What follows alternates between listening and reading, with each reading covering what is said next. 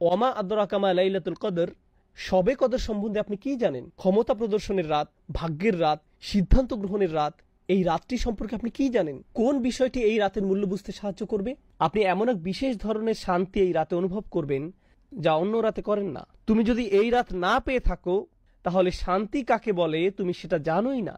এই রাতে আমরা কি কি জিনিস চাইবো এবং এই রাতে মূল্য সম্পর্কে হাদিসে কি বলা হয়েছে? অবশ্যই আল আজাল আল আরজাক খিলালিল আম ফিহা ইফরাকু কুল্লু আমরিন হাকিম। আমাদের সীমা, আল্লাহর কাছে ফেরার পূর্বে আমাদের জীবনকাল, আমাদের সকল রিজিক, এই সব কিছু সম্পর্কে এই রাতে ডিক্রি জারি করা হয়। ফেরেশতারা অবতরণ করেন। কি নিয়ে অবতরণ করেন? বিল খাইরি ওয়াল বারাকাতি ওয়ার রহমাতি ওয়াল মাগফিরাহ। তারপর এটা সেই রাত কিনা তা বোঝার কিছু উপায় তুলে ধরছি। আবারও বলছি, এখানে ভৌগোলিক সীমাবদ্ধতার কথাটা মাথায় রাখতে হবে। ইন্নী কুনতু উরিতু লাইলাতুল কদরি সুম্মা নুসিতুহা। এটা হলো শক্তির রাত, ভাগ্য নির্ধারণের রাত বা মহামূল্যবান রাত। কদরের অনেকগুলো সম্ভাব্য অনুবাদ রয়েছে।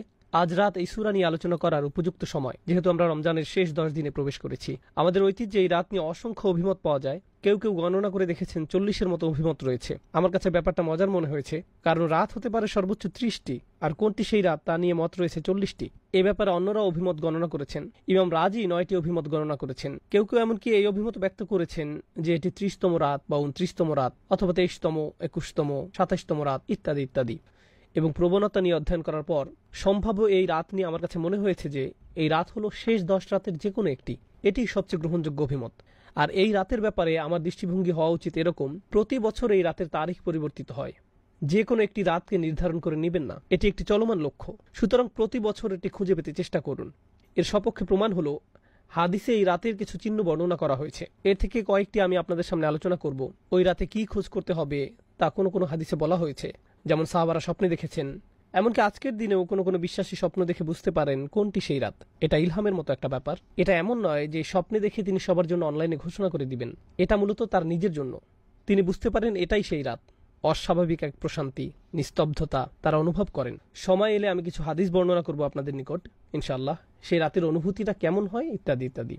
কিন্তু এর থেকে আসলে 100% নিশ্চিত হতে পারবেন না। অ্যান্টার্কটিকার মানুষ তো আর কদরের রাতের নিদর্শন হিসেবে ঠান্ডা বাতাস অনুভব করবে না এবং বলবে না, ও এটাই লাইলাতুল কদর। এমনটা করতে যাচ্ছে না।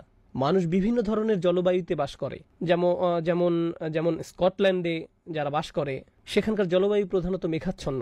এজন্য সকালবেলা সূর্যের তীব্র আলো সেখানে খুব একটা দেখা যায় না। তাই এভাবে বলা কঠিন যে অমুক অমুক নিদর্শনগুলো একেবারে পরিষ্কারভাবে লাইলাতুল কদরের প্রতি নির্দেশ করছে। কিছু কিছু নিদর্শন এই রাতের প্রতি সম্বন্ধযুক্ত করা হয়েছে, তবে এটা হার্ড কোনো সায়েন্স নয়। তবুও আমি আবারও আমার নিজেকে এবং আপনাদেরকে স্মরণ করিয়ে দিতে চাই, এই রাতের খোঁজ করা খুবই গুরুত্বপূর্ণ এক অনুসন্ধান। এটা এত বড় একটি ব্যাপার যে আল্লাহ সম্পূর্ণ একটি সূরা, একটি বা দুইটি আয়াত নয়, আল কোরআনের সম্পূর্ণ একটি সূরা উৎসর্গ করেছেন শুধু এই উদ্দেশ্যে। আর এটাই কেবল নয়, সূরা দুখানের শুরুতে তিনি আবারও এই রাতের কথা বলেছেন। 44 নম্বর সূরার প্রথম প্যাসেজ শুধু এই রাতের জন্য তিনি উৎসর্গ করেছেন। এই রাত কিসের প্রতি আভাস দেয়? কেন এই রাত গুরুত্বপূর্ণ? তাই এটা কোনো ছোট ব্যাপার নয়। অন্য অনেক দিন এবং রাতের মর্যাদাও ইসলামে স্বীকৃত। যেমন হজের দিনগুলোর পবিত্র মর্যাদা রয়েছে, গোটা রমজান মাসেরও একটা ধর্মীয় মর্যাদা রয়েছে। কিন্তু বছরের যে কোনো সময় বা তারিখের জন্য এভাবে গোটা একটি সূরা উৎসর্গ করা হয়নি, এইরকম আর হয়নি। এই ব্যাপারে কেবল আরেকটি সূরার কথা আমার মনে পড়ে, যা একটা নির্দিষ্ট সময়ের জন্য উৎসর্গ করা হয়েছে, সূরাতুল জুমআ। সেক্ষেত্রে সম্পূর্ণ সূরা এই উদ্দেশ্যে উৎসর্গ করা হয়নি, শুধু শেষের কয়েকটি আয়াত 9, 10 এবং 11। সূরার বাকি অংশ অন্য বিষয় নিয়ে, যা শুক্রবারের নামাজের দিকে নিয়ে যায়। কদরের বিষয়টি অনন্য। এই ব্যাপারটা আমাদের মাথায় রাখা প্রয়োজন। আমরা যেহেতু এই রাতগুলো শুরু করতে যাচ্ছি, আমি দোয়া করি আল্লাহ আজ্জা ওয়া জাল্লা যেন আমাদেরকে সুযোগ, শক্তি, উৎসাহ, আন্তরিকতা, খাঁটি অশ্রু দান করেন, যার মাধ্যমে এই সময়ে আমরা আল্লাহর ক্ষমা লাভ করতে পারি। তো আল্লাহ আজ্জা ওয়া জাল্লা শুরু করছেন এই বলে, ইন্না আনজালনাহু ফি লাইলাতুল কদর, নিশ্চয়ই আমি এটা নাজিল করেছি লাইলাতুল কদরে।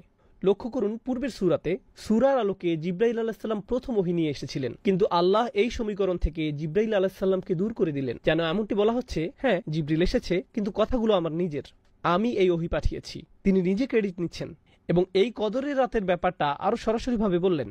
এভাবে বলেননি যে আমি আমার দূত জিবরিলকে তোমার নিকট পাঠিয়েছি, বরং বলেছেন নিশ্চয়ই আমি এটি নাজিল করেছি। এর মাঝে হু এর প্রতি লক্ষ্য করুন। ইন্না আনজালনাহু, কুরআন নাজিল করেছি বলার পরিবর্তে বলা হয় আমি এটি নাজিল করেছি। আরবি ব্যাকরণের ভাষায় এর নাম দমিরে সান।